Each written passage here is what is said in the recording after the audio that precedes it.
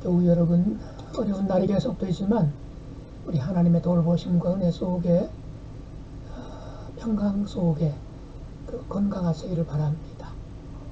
오늘 7월 28일 수요일이고요. 이사야 49장 14절에서 50장 3절 말씀입니다. 함께 보시지요. 오직 시온이 이르기를 여호와께서 나를 버리시며 주께서 나를 잊으셨다 하였거니와 여인이 어찌 그 젖먹는 자식을 잊겠으며 자기 태에서 난 아들을 긍휼히 여기지 않겠느냐. 그들을 혹시 잊을지라도 나는 너를 잊지 아니할 것이라. 내가 너를 내 손바닥에 새겼고 너의 성벽이 항상 내 앞에 있나니 내 자녀들은 빨리 걸으며 너를 헐며 너를 황폐하게 하던 자들은 너를 떠나가리라. 내 눈을 들어 사방을 보라. 그들이 다 모여 내게로 오느니라. 나 여호와가 이르노라. 내가 나의 삶으로 맹세하노니 내가 반드시 그 모든 무리를 장식처럼 몸에 차며 그것을 띠기를 신부처럼 할 것이라. 이는 내 황폐하고 적막한 곳들과 내 파멸을 당하였던 땅이 이제는 주민이 많아 좁게 될 것이며 너를 삼켰던 자들이 멀리 떠날 것이니라. 자식을 잃었을 때 낳은 자녀가 후일에 내 귀에 말하기를 이곳이 내게 좁으니 넓혀서 내가 거주하게 하라 하리니 그때 내가 내 마음에 이르기를 누가 나를 위하여 이들을 낳았는고. 나는 자녀를 잃고 외로워졌으며 사로잡혀 유리하였거늘 이들을 누가 양육하였는고. 나는 홀로 남았거늘 이들은 어디서 생겼는고 하리라. 주 여호와가 이같이 이르노라. 내가 문 나라를 향하여 나의 손을 들고 민족들을 향하여 나의 기치를 세울 것이라. 그들이 내 아들들을 품에 안고 내 딸들을 어깨에 메고 올 것이며 왕들은 내 양부가 되며 왕비들은 내 유모가 될 것이며 그들의 얼굴을 땅에 대고 내게 절하고 내 발의 티끌을 핥을 것이니 내가 나를 여호와인 줄을 알리라.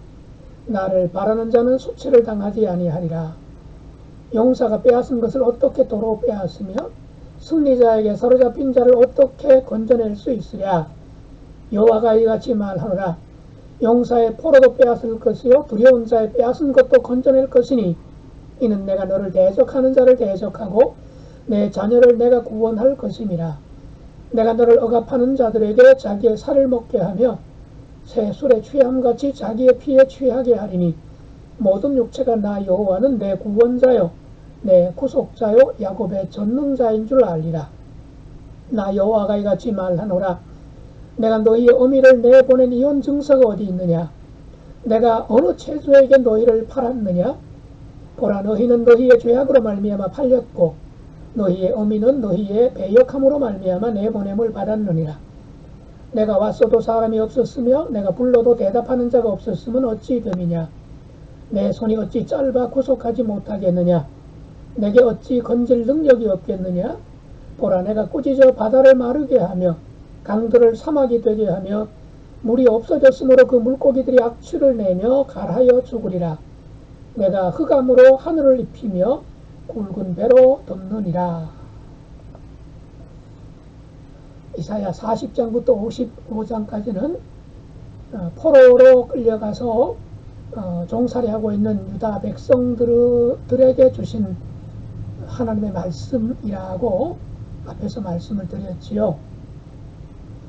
바로 그 백성들에게 오늘도 하나님이 계속해서 말씀을 하십니다.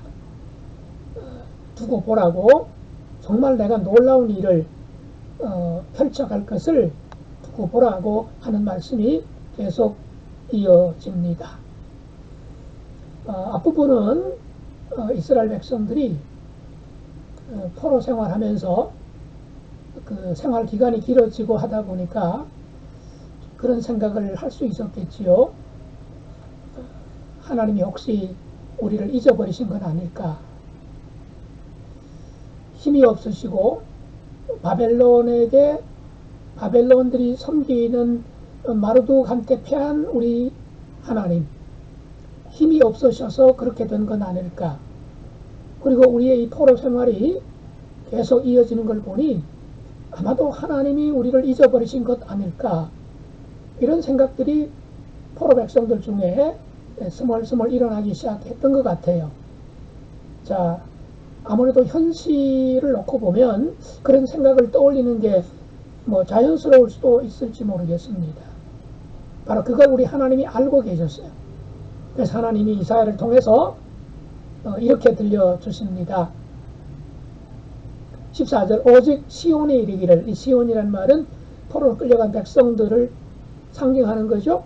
오직 시온이 이르기를 여호와께서 나를 버리시며 주께서 나를 잊으셨다 라고 하는 소리를 하나님이 아신다는 거죠. 그래서 하나님이 대답하셔요. 15절 여인이 어찌 그 젖 먹는 자식을 잊겠으며 자기 태에서 난 아들을 긍휼히 여기지 않겠느냐. 바로 너희 포로된 백성들아, 너희들이 가정을 꾸려서 살면서 젖먹이 자식을 잊어버린 적이 있었더냐? 없지 않느냐. 자기 그 배가 아파서 낳은 자식을 긍휼히 불쌍히 여기지 않는 어미가 어디 있겠느냐. 설사 본능적으로라도 부모라면 당연히 그렇게 하는 것이지만 설사 어미는 젖 먹는 자식을 잊어버리고 또 자기 몸에서 난 아들을 긍휼히 여기지 않을지는 모르지만 나는 여호와라는 거예요. 사람들은 그럴지 혹시 모른다 할지라도 나는 그렇지 않다라고 말씀하십니다. 여인이 어찌 그 젖 먹는 자식을 잊겠으며 자기 태어나선 아들을 긍휼히 여기지 않겠느냐. 그들은 혹시 잊을지라도 나는 너를 잊지 아니할 것이라. 자, 이 말씀 한마디만 해도 의심하던 백성들, 힘들어하던 백성들에게 위로가 되고 힘이 되지 않았을까 하는 겁니다.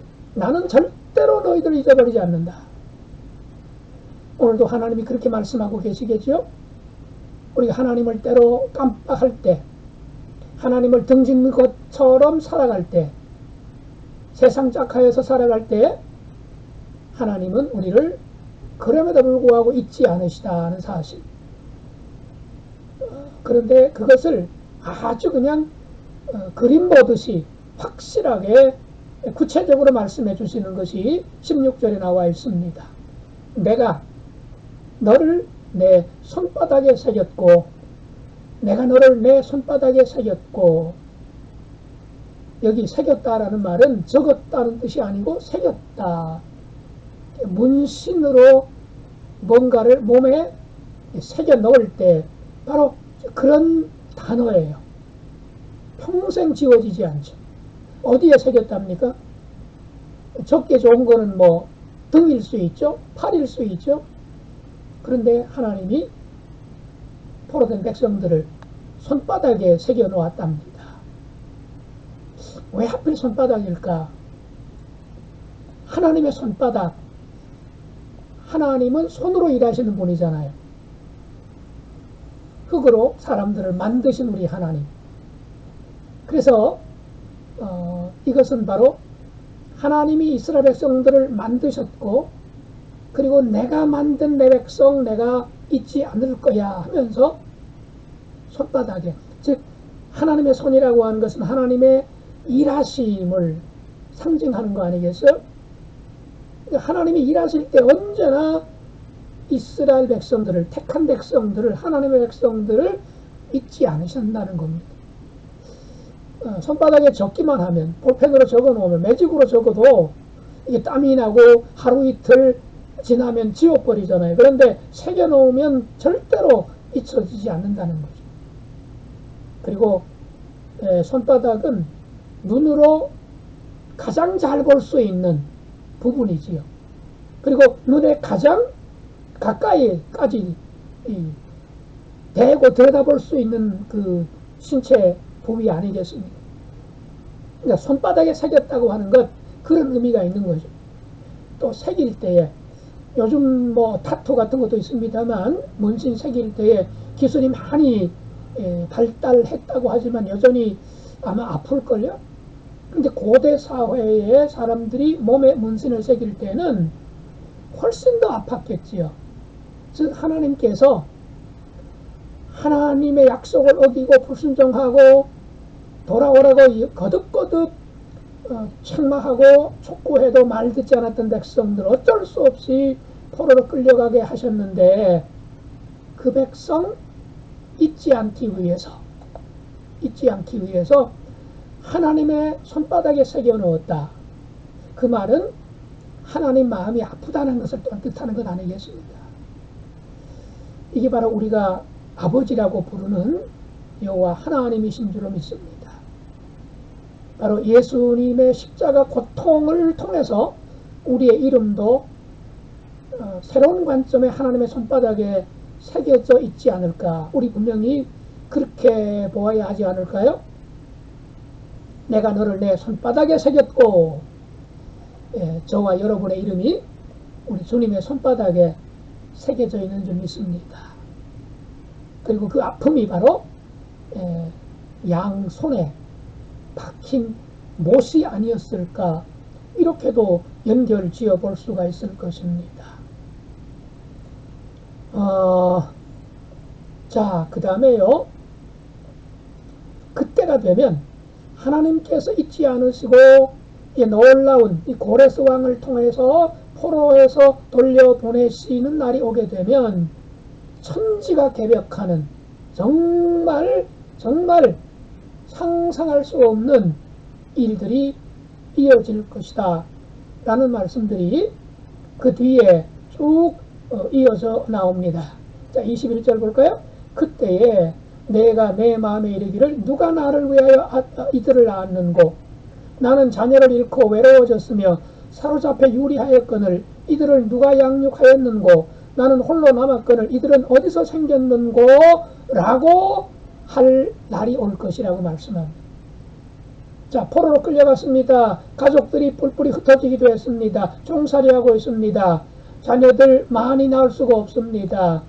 황폐한 땅이 되고 말았어요. 그런데 하나님이 놀라운 이 일을 계획하시고 고레스를 통해서 이스라엘을, 유다를 회복하시는 날이 되게 되면 상상할 수 없는 일이 일어날 거라고 그랬죠.